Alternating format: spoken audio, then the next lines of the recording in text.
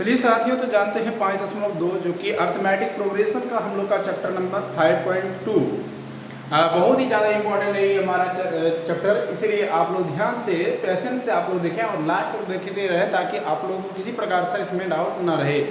उम्मीद है इसमें 100% एग्जाम में प्रश्न पूछते हैं और पूछेंगे, तो इसीलिए आप लोग ध्यान से देखिएगा कि इसे कैसे हम लोग फाइंड करेंगे, एकदम चुटकी बजाते ही आप लोग सॉल्यूशन को कर पाएंगे यदि आप लोग लास्ट तक बने रहे तो।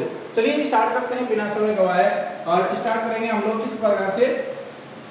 तो यहाँ प्रश्न जो लिखा हुआ है, निम्नलिखित सारणी में रिक्त स्थानों को भरिए और एपी के प्रथम ये और सार्वअंतर यानी कि डी को निकालिए। अभी ध्यान दीजिएगा कि यहाँ प्रथम पद क्या है उसे हम लोग ए कहते हैं और हम लोग का यहाँ सार्वअंतर क्या है उसे हम लोग डी कहते हैं, ठीक है ना।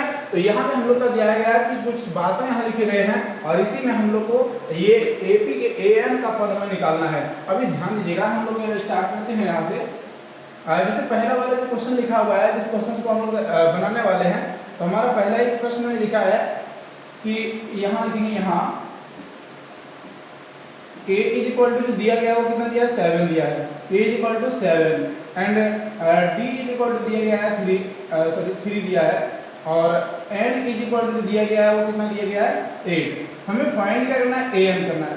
अभी हम लोग an को फाइंड करेंगे कैसे, तो थोड़ा ध्यान दीजिएगा, हम इसके विस्तार से समझाते हैं आप लोग को कि इस प्रकार के जब भी कभी आप लोग को प्रश्न मिले तो इसमें आप लोग एक भी जगह घबराना नहीं है, क्योंकि हम लोग एपी वाले पद जब जाने थे, याद होगा कि एपी का जो पद होता है, एपी का पद क्या होता है A1 A2 A3 A4 और ऐसे ही करते हुए कहाँ चले जाते हैं, AN तक चले जाते हैं।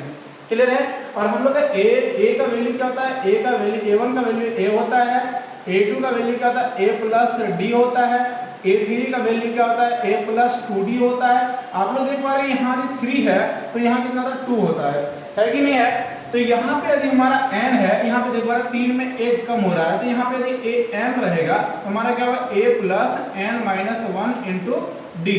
ये जो है ना ये हमारा क्या है, ये हमारा एनो पद का यानी कि an इज इक्वल टू निकल जाएगा, ठीक है ना। क्लियर है, यहाँ पे समझ में आ रहा है। तो यही वाला हम लोग को निकालना है कि an का वैल्यू क्या होगा। तो हम लोग का एक फॉर्मूला निकल के आ गया, an is equal to a plus n minus 1 into D.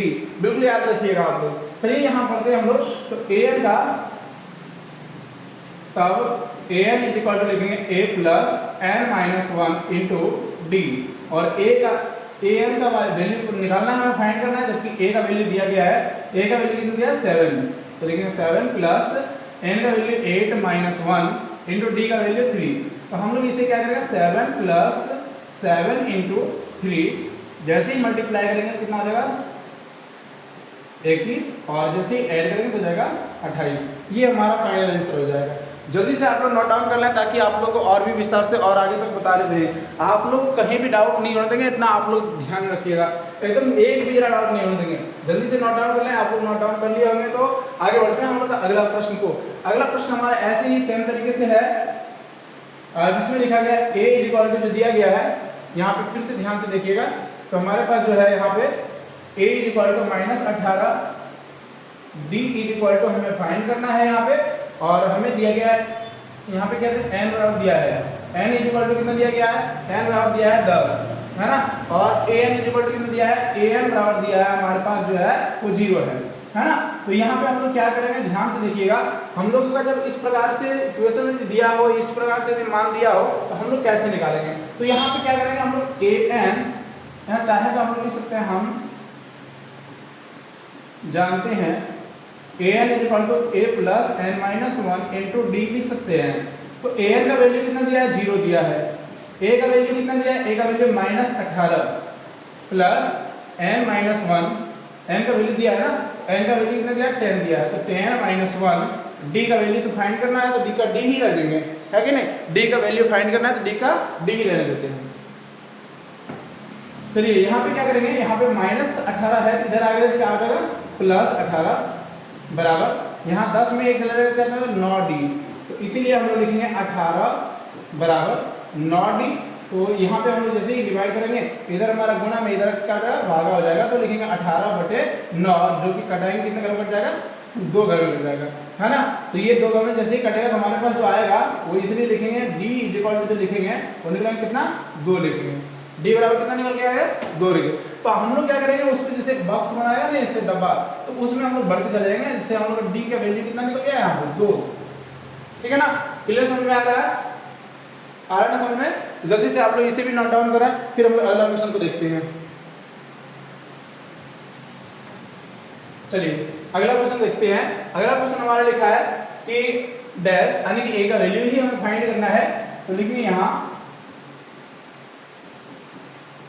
A is equal to क्या, यानी कि ए का वैल्यू फाइंड करना है, और हमें डी का वैल्यू दिया गया है। डी का वैल्यू कितना दिया गया है -3।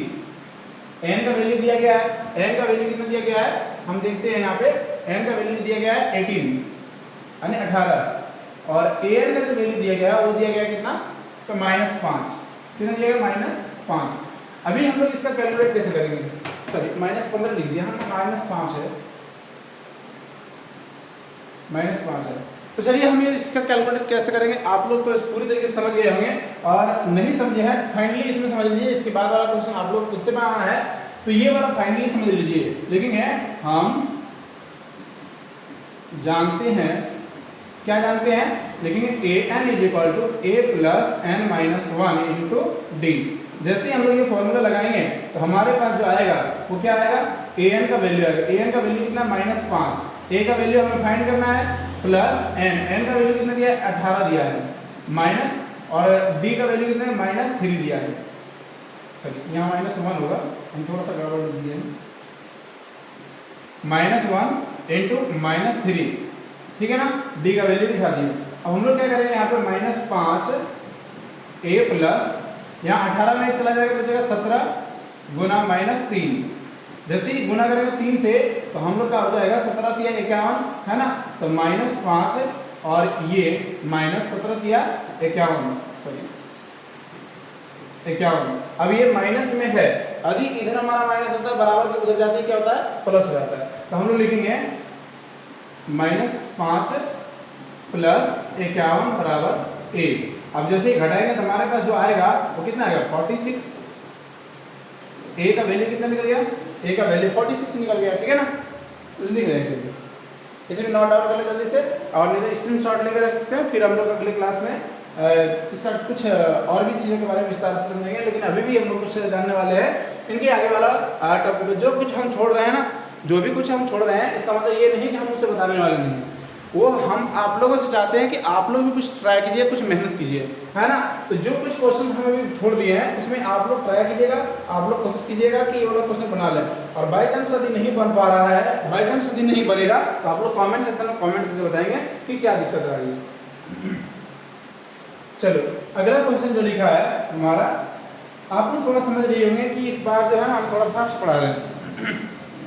इसका मुख्य वजह है कि बहुत लंबा समय तक खींचा जाता है, वीडियो बहुत लंबा चला जाता है। तो हम चाहते हैं कि थोड़ा ही वीडियो में सारा का सारा क्वेश्चन का सॉल्यूशन दे दें, ठीक है ना। तो थोड़ा ध्यान से देखिएगा, थोड़ा ध्यान से देखिएगा ना, तो या फिर स्पीड को कम बेसी भी कर सकते हैं आप लोग, लेकिन हम पढ़ाते हैं थोड़ा स्पीड से। यहाँ बोला है कि निम्नलिखित में से सही उत्तर को चयन कीजिए, यानी जो सही रहेगा उसको आप लोग क्या करना, टिक करना है। तो जैसे यहाँ पे लिखा गया ए नंबर का जो क्वेश्चन है ना, 1 नंबर का क्वेश्चन जो दिया है, 1 नंबर का क्वेश्चन दिया है एपी इक्वल टू 10 7 4, और ऐसे ही करके बोला है कि तीसवां पद क्या होगा। तो ये आप लोग यहाँ ध्यान दीजिएगा कि यहाँ पे हमारा एपी नजर आ रहा है। तो एपी यदि नजर आ रहा है तो पहला यानी प्रथम पद क्या होगा, तो यहाँ लिखेंगे प्रथम पद हमारा क्या हो रहा है यहाँ पे ए बराबर कितना हो जाएगा 10, है ना। सारा अंतर क्या हो जाएगा, सारा अंतर डी, और डी बराबर कितना आ जाएगा, अंतिम माइनस पहले, जैसे करेंगे कितना आ जाएगा -3, और हमारा पदों की संख्या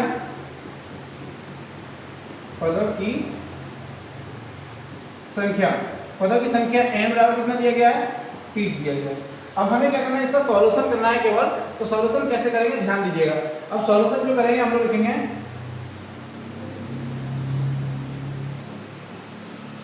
हम जानते हैं, क्या जानते हैं, A N is equal to A plus N minus 1 into D, ये तो जानते हैं। तो हम लोग क्या करेंगे, A N is equal to A का वैल्यू जो दिया गया है, ए का वैल्यू कितना दिया था, ए का वैल्यू दिया था हम लोग यहाँ पे देखेंगे, सॉरी यहाँ पे ए का वैल्यू दिया गया 10 प्लस एन का वैल्यू कितना दिया गया 30 माइनस 1 और डी का वैल्यू हम लोग निकाले कितना -3। ठीक है ना। तो हम लोग क्या करेंगे इसका सॉल्यूशन केवल कर लें तो हमारे पास आंसर निकल के आ जाएगा ए एन इज इक्वल टू लिखेंगे यहाँ पे 10 प्लस जैसे ही घटाएंगे तो जाएगा 29 गुना -3 जैसे ही गुना करेंगे तो हमारे पास जो आएगा 9×27 और 3×6 और इनके 87 ये -87 रहेगा क्योंकि ये प्लस यहाँ प्लस है और यहाँ माइनस प्लस माइनस माइनस हो जाएगा। जैसे ही घटाएंगे तो हमारे पास जो आएगा -77 जो कि देखेंगे कोई ऑप्शन यदि सही है तो यही ऑप्शन सही कर देंगे। देखते हैं कौन सा। तो ऑप्शन नंबर सी हमारा -77 है, ये हमारा ऑप्शन यानी ये हमारा विकल्प क्या हो जाएगा सही हो जाएगा। उम्मीद है ये भी समझ में आया होगा। जल्दी समझ में आया तो जल्दी से इसे भी नोट कर लें आप लोग, फटाफट नोट कर लें ताकि हम लोग आगे वाला क्वेश्चन को बता पाए। जल्दी से नोट कर लें।